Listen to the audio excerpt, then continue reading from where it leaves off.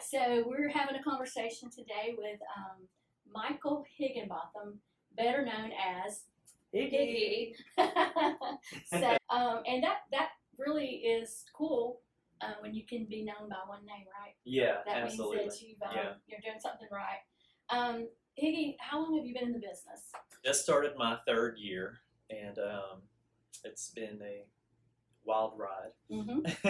Yeah. As far as the nickname goes, that's a nickname that I got in junior high school. I had a basketball coach who was a big Magnum PI fan, and nobody seemed to be able to pronounce Higginbotham. And so he just started calling me Higgie, and that's where he got Higgie, was from the TV show Magnum So PI. he did you a favor. I forgot about that show, and then there was Higgie in there. Yep, and so that's where it started, back in 8th grade, and I've been known as Higgie ever since. You own it. So. You own it. Awesome. What's your background, and what made you even think about starting real estate at this stage in your life? Well, I was actually, I've done everything. I mean, if I had to count, I probably, since I was able to work, I've probably had 60 jobs. And I mean, some of those jobs were very short, and I mean, I've done everything from landscaping to car sales to flipping burgers. Those were the short ones. I was actually saved and married in the same year, 2002, and just fell in love with the church, and fell in love with just leading people to Jesus, and specifically children. So I went into children's ministry. I was bivocational for about 2 years, and went on full time with a local church. And once I did that, left selling cars. So I was selling BMWs and Mini Coopers for about 6 years. And then once I went on full time with the church, started doing children's ministry for about full time for 8 years, and then 2 years part time before that. But then I don't know. It just the position that I had with the church was it wasn't where I was stationary at one campus. So this particular church has many campuses all over the state of Alabama, and I was, with my position, it was to raise up leaders in our children's ministry across church-wide. So I was basically at a different campus every week. And so over 8 years, it just became a grind. It's up a ton of leaders and hopefully led a lot of kids to Christ. Yeah. But I just decided that it was the end of that season. I really have a heart for my city, Alabaster, in particular, and Birmingham as a whole. And so I really did not feel compelled to leave Birmingham and go on staff at another church as a children's minister or anything like that. Even though had opportunities. Yeah, I had a lot of opportunities to go to other churches, Tennessee and Louisiana, and places I'd love to go, but just didn't have the heart for those cities the way that I had for Birmingham. That's amazing. And so I made the decision, and I was actually going to start working on getting my real estate license while I was still at the church. And then they were just so gracious when I talked to our children's pastor about it, who was my boss. She was like, if that's the way that you want to go, then we want to support you. So what they did is they let me go ahead and leave, and they actually paid me for another 6 months. Oh. Yeah. And that's when you started looking at so I was like, well, I mean, I knew that I wanted to do real estate, at least part-time at that point. Wow. And so that gave me an opportunity to go ahead and go into real estate school and get, just kind of hit the ground running. I didn't know it was that. a huge blessing. That's really cool. But yeah, so they paid for our family's insurance for 6 months and paid me, and hit the ground running. And I actually attended a real estate school, but it was an accelerated program Pushed where you hard, huh? you actually, from start to finish, you were finished with real estate school in 2 weeks. Yeah. And so after the 2 weeks, I took a week to study, and I was licensed for real estate in 3 weeks. So COVID, we're still COVID. COVID friendly. That's awesome. Getting launched into real estate, like what lessons learned? Like, tell me some of the good surprises that you figured out about real estate. Well, I don't know. It was all a surprise, you know. I think one of the biggest eye openers for real estate was that I had a background in sales, but it was car sales, and so being in car sales, the clients come to you. They come to where you are looking to purchase a vehicle, or at least give you the opportunity to sell them a vehicle. Being naive about sales, never, and I guess this is more like outside sales, never really had to take advantage of the network that I had. So, the difference is with car sales, you may sit there all day long and nobody walks through the door. But you're stuck there. And it could be a Saturday, and, it's usually the busiest day of the week for car dealerships, but sometimes you just couldn't get anybody, couldn't get anybody going, and then, you're away from your family all Saturday, and all of a sudden at 6:30 and the dealership closes at 7, you get somebody that's interested in buying a car.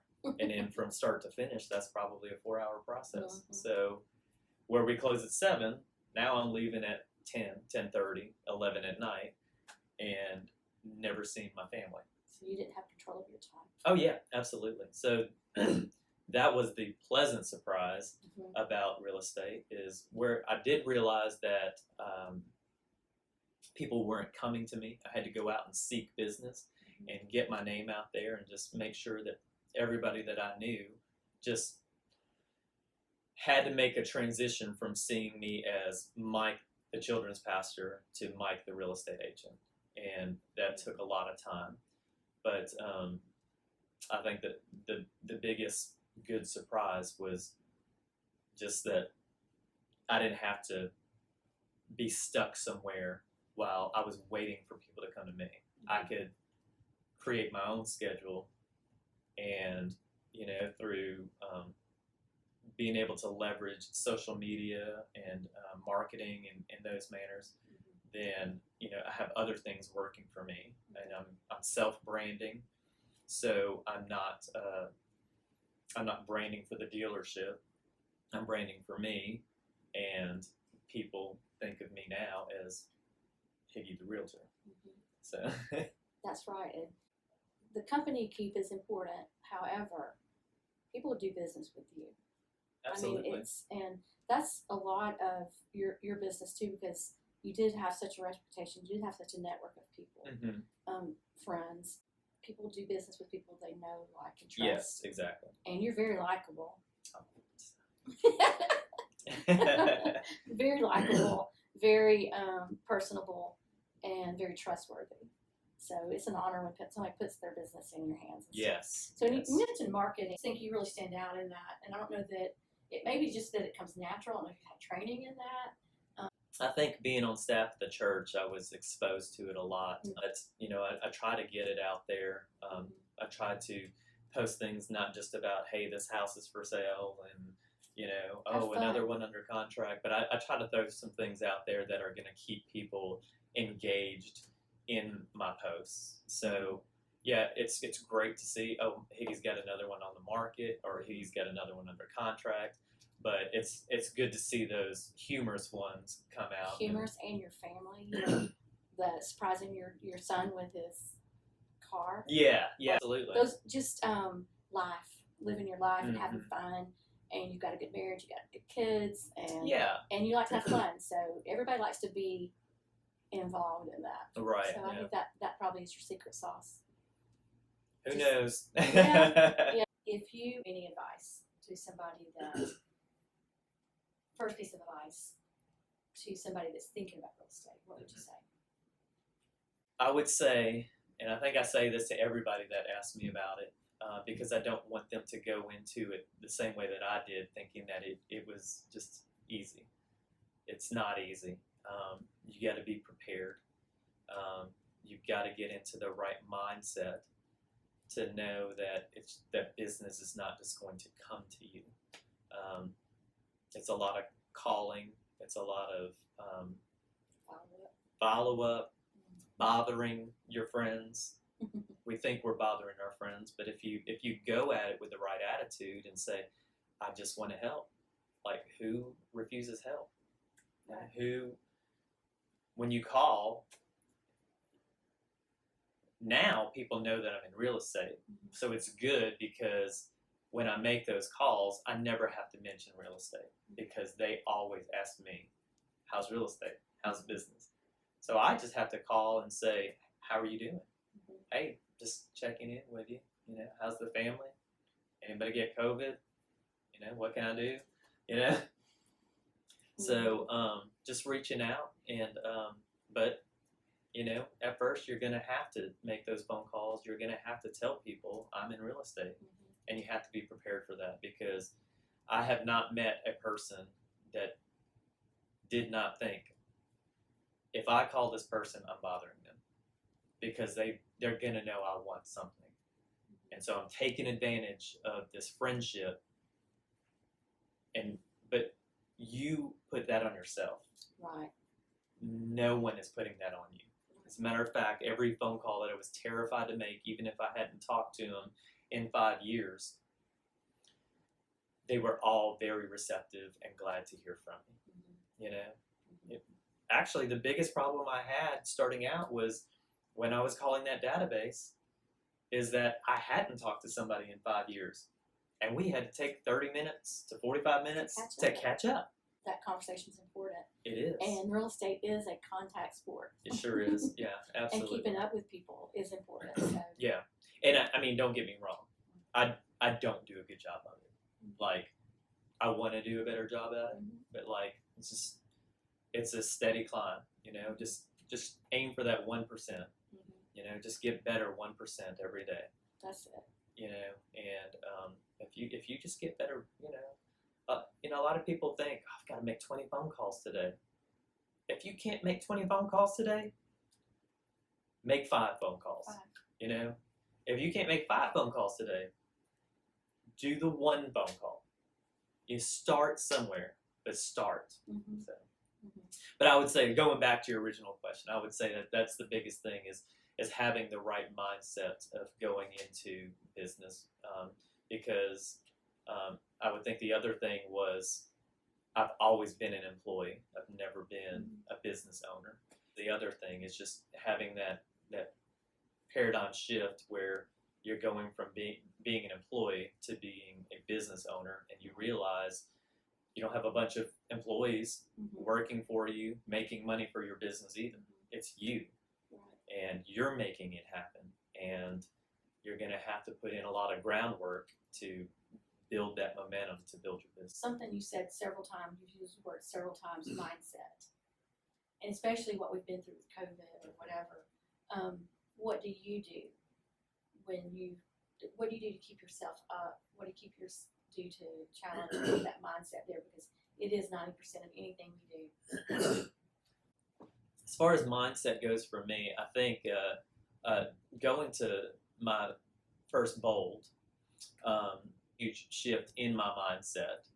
As a matter of fact, if I had to say that I got, like, the best thing I got out of the first bold I went to was learning how much mindset had to do with your actions and then your business. Learning how to talk to myself, learning the power of positivity versus negativity, even saying things like, I don't want to make phone calls today, you know, like that, like just, even if you don't believe it, saying, I want to make phone calls today.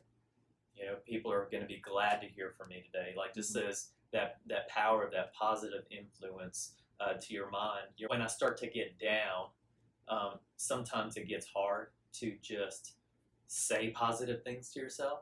And so I get on a lot of YouTube videos or podcasts or audiobooks and stuff like that, and I listen to a lot of positive messages, or read positive books that help me to kind of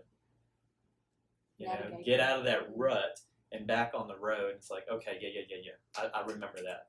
Like, it's just a reminder. Yeah, just a reminder, and just like, and hearing other people's stories. When you're watching videos of people and their stories and how they got started in whatever it is, whether it's entertainment, comedy, or building a billion-dollar company. They all started somewhere, and they all have that story of when it shifted for them.